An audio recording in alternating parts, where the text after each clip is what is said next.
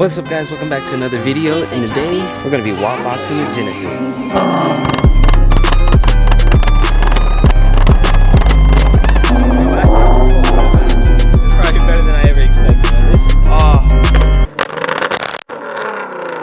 What's up guys, welcome back to another video, and today we're going to be working on the Hyundai Genesis again. So we're actually going to be doing something that I've wanted to do for the Genesis for a very long time, and I'm so excited to get ready to do it. I've been wanting to do this modification for a very long time. We're going to be boxing the Genesis.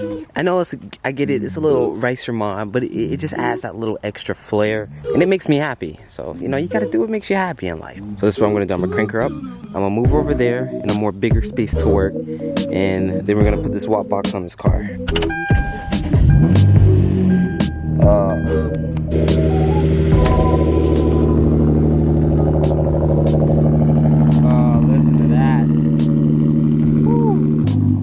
Oh, and I don't know if you guys noticed, but I switched out the badge for the Genesis for this little carbon fiber one. I think it looks a lot nicer. Let's see if you guys can see it on the camera, but I think it looks really, really good. It was something small, but it makes the car look even cleaner, I guess.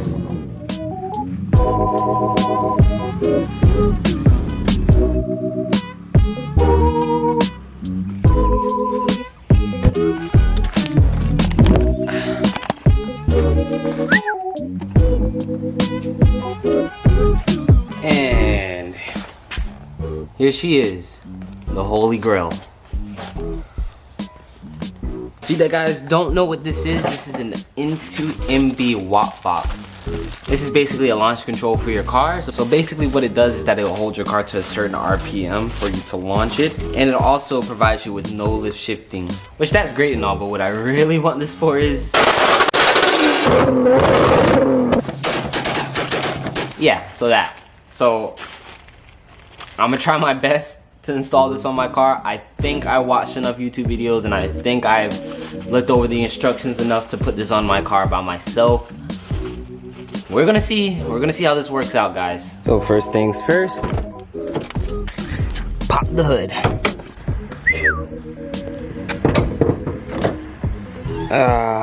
Look at this. This never gets old. And first things first, when you're working on electrical in the car, always disconnect your battery. Oh crap. It was already loose. Probably not a good sign. But we're gonna put this off to the side. Alright guys, so here's what I did. Instead of like going through and doing it and recording at the same time, I set everything up, and then now I'm going to show you where to connect each and every wire. Like, I know it looks like a rat nest right now, but it's okay because I'm going to clean everything up and make it look nice again. Alright, like I was saying, here's your watt box. It comes with 6 different wires. Your blue, yellow, black, orange, and red and green wire. So what you're going to do with the green wire, first you're going to take this green wire and you're going to go over here to the actual pedal. You're going to take the car to this accelerated pedal, pop this tab right here, and it should expose this 10mm bolt. You're gonna take off this bolt. See, pretty easy. See, nice and easy. And once you take this off, you're gonna slide the pedal up and pull it back, and you're gonna see this little harness right here that connects into the pedal. Now there is a couple wires you can connect up to the harness. You wanna pull this little grommet back, and you have a white, red, green, yellow, black, and pink wire. You're gonna wanna splice into this pink wire right here. As you can see, my blue wire is spliced into this pink wire with the little splicer right here. So that's what you're gonna do. You're gonna take the pink wire and splice into it with the blue wire. After you have the blue wire spliced into, you wanna take this black wire right here. This is your ground wire. You're gonna run this black wire to a ground. Now I have mine ran right here, but I've seen some people run it right here on this bolt. But my ground wire is right here. So next, we're gonna pop the engine bay to go run the orange, red, and yellow wire. So first off, you're gonna run the orange and yellow wire. This is probably the best place to put it. Right here on this grommet, I ran it through this little rubber grommet that goes directly into the engine bay. Right now, I know you see there's 2 red wires, but don't worry about that. I'm gonna explain what the other red wire is for. But just worry about the red wire that you have and the orange and the yellow wire, and run it through that grommet right through here. And once you run it through the grommet, you're gonna see the wires are gonna come out right there through that little hole. You wanna take your yellow wire and come over to your ECU right here. Here's your ECU. Here's your computer. You want to pop these locks off your computer like so. Make sure both of them come off. Lift up, that's the first one.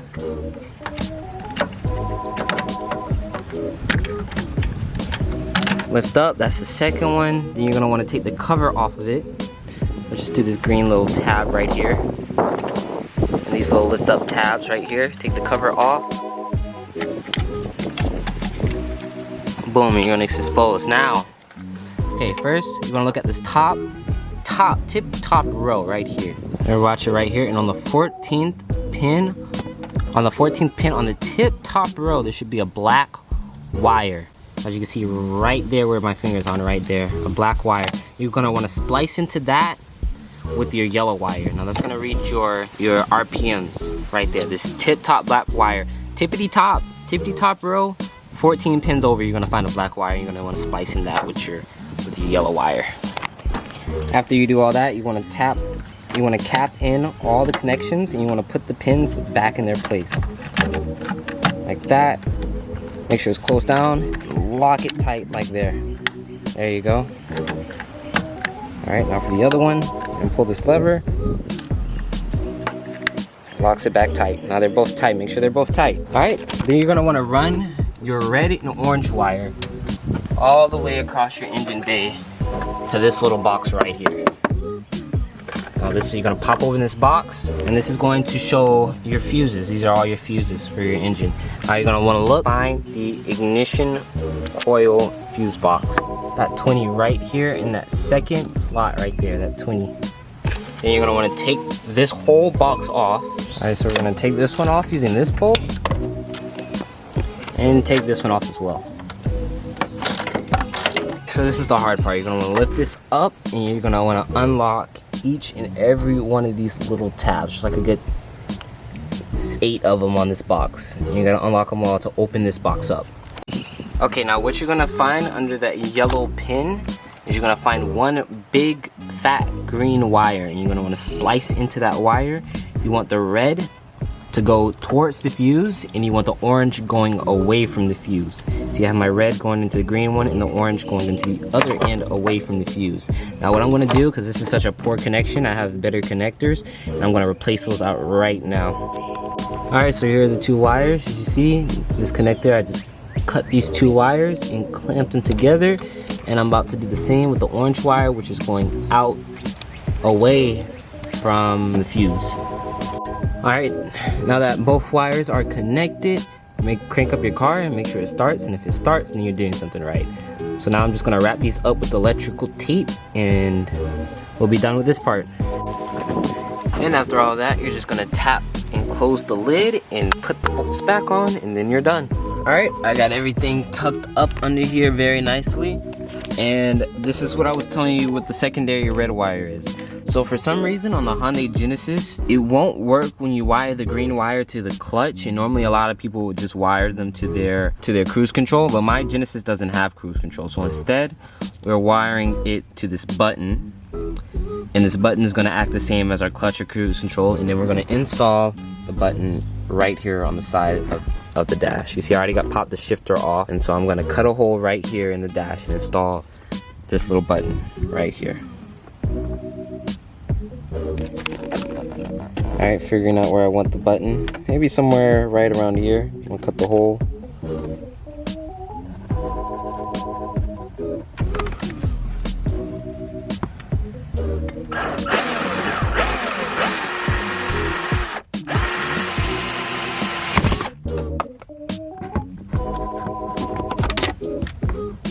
Wow, made a perfect hole.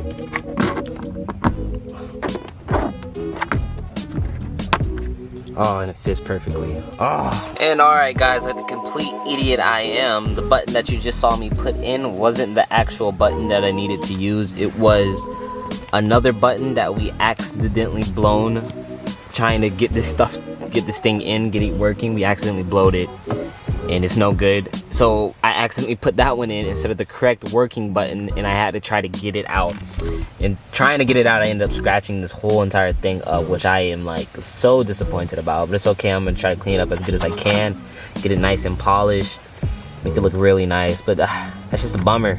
I mean, that happened, but it still looks really clean. I think once I get it polished up, it'll look a lot nicer. All right, guys, so here's the next part of setting up your watt box. I kind of want to just play around with it and see which rev limiter or launch control will like actually make your car make flame. Mine typically makes flames around 3,000 to 3,500 RPM. So, you know, you just kind of got to really play around with it. Also, you got make sure you put in the number of cylinders your car has and what type of RPM source is coming from it. And I know that's not on right now because I'm not in my car. I don't really have a laptop right now that can run this, but make sure when you're in your car, make sure when you press the clutch down and you press read, the clutch says down, and when you let off the clutch, make sure you press read and it says the clutch says up. Make sure these two are working. I know you can't see it right now. It's because I don't have a laptop and it's not connected to my watt box, but that's okay. You guys can understand this. You guys are smart. So basically that's it. Pick an RPM, pick a red limiter, just test it out. It really just goes by with testing. I really recommend you have a laptop when you do this, and you're just sitting in your car doing it on your laptop. But like, it really is, it'll help you out. All right, guys, and here's the Genesis with the flame. Hit it, Christian.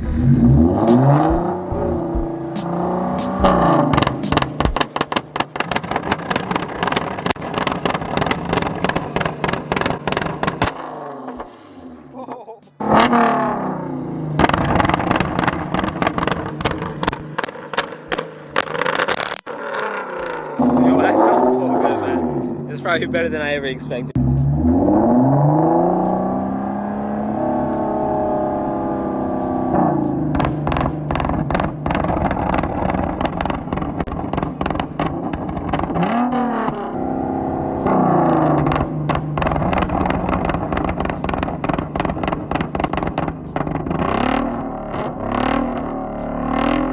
And that's how you outbox your cars, guys. Oh, one little problem that I have found out with my car, well, it's not really a little problem, it's a major problem. I don't know why my car wants to do this. When I two-step my car with the watt box, it'll start two-stepping for a little while. Then the car will all of a sudden miss the RPM, like just bypass the limiter altogether, and then starts misfiring, which I've never seen that happen on all the YouTube videos I've watched about this. I haven't seen that happen once. It's not really that big of an inconvenience because all I have to do is just hold the car at a certain RPM and then it settles itself out and comes back to normal. If you guys know why my car does it, like, let me know in the comments because I have no idea. But I hope it doesn't happen to any of your guys' cars. It's just what happened to mine. I've never seen this before, so I think you guys will be okay. If it does happen to you, just let me know. I also want to give a big thanks to my friend Christian. Without him, I would have never got the watt box on the car. He helped me out a lot. Didn't really want to be on camera too much, but that's all right. He does have this really cool 1JZ build that hopefully I can convince him to go let you guys come and see and look at it. So we'll see. But that's it for today's video, guys. I hope you enjoyed it. I specifically put this watt box on this car to enter in a exhaust competition for CCM, which is this big car meet that happens every month where I live. So that will be next video, my car being in that competition. So that's it, guys. That's it for me today. I'll catch you guys later.